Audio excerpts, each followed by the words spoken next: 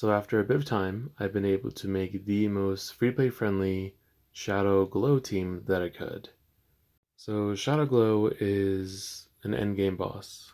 Like, you should have already been farmed up quite a bit, you should have good relics and things like that. So when I say this team is as free-play friendly as possible, what I mean is that you should already have good relic sets, you should have access to most of the base espers, and in this case you will need a epic shimmer, which is the witch.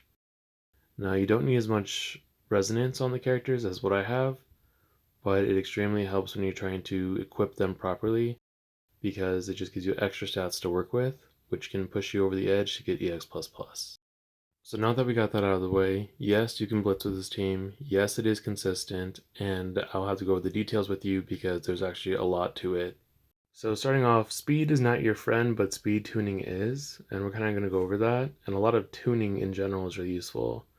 So we're using Asenath kind of for damage reduction and also some sustain. But the biggest thing is that we want to have her to have a specific amount of like tankiness where she can get to the boss stage, but then when we want to do damage to the boss itself, she dies. And it's kind of counterintuitive, but we'll go over why. Next, we're using Alice or Gulvai, and the reason why is because we want her to go ahead and give us a speed up, crit up, attack up, basically all the damage buffs. Next up, we're using Hall, and the reason why is because, like I said, we want to make the most use out of each of our turns, and so his assist just doing extra damage is getting the most use out of our turns. So they rebalanced the crit damage set, and it just looks amazing on bosses, so that's why we're using that. Keep in mind 70% crit rate. And we're using Leon as well, because we want a different element. We want actually all the elements to do damage to the boss. Then we're using Chalmers, and we're using him strictly damage as well. Now, keep in mind, we don't want like lifesteal or anything on him because we want him to die later anyway, so it's completely fine.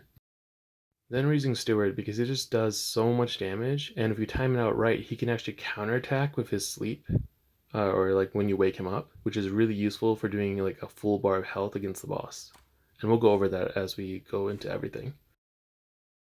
So as I mentioned, we want basically like one of each attribute because when you attack the boss with the same damage type over time, like one of the elements, he'll actually become immune to it. So we want to kind of like diversify our damage. So right off the bat, our speed is enough to get our buffs going, but also to make sure our damage dealers don't go, because we want to force the turn as fast as possible. So as you see the turn order here, we have Leon, then Chalmers, and now we're going to set it up so that way Stuart can go ahead and do his Vortex, and then he'll counterattack when he wakes up, which should be on this attack. Now this counterattack, and with Hall's attack, the follow-up, basically just removes the first bar, and then from there we can just kind of get into it. So like I said, we want our frontline HP to get low. We actually want Asenath to go ahead and die on the next attack, but we want Witch to be able to be alive. So you need to get like a precise timing for that, which is kind of hard.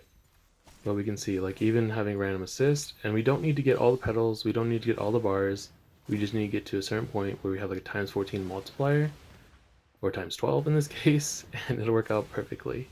Now in this damage stage, every time you take a turn, the boss gets to take a turn quicker. So that's why we wanted Asenath to die, and we want to do all of our damage in this window. So a lot of the follow-up damage, everything like that, is going to work out really, really well. Now here's the important part. So we're going to do some damage here, but keep in mind that Stewart is actually asleep, so when he wakes up he's going to counterattack and heal himself. And that gives him enough HP to survive the final hit. And that's how we get EX++. It's just as simple as that.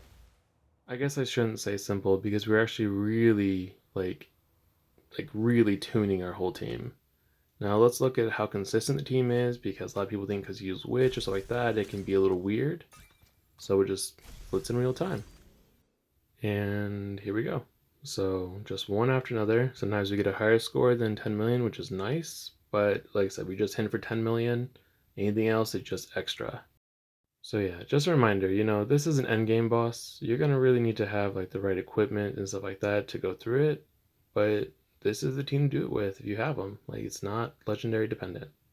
As always, if you have any questions, leave them in the comments below. And if you'd like to share your team, that'd be awesome. Leave that below too. Thank you for watching.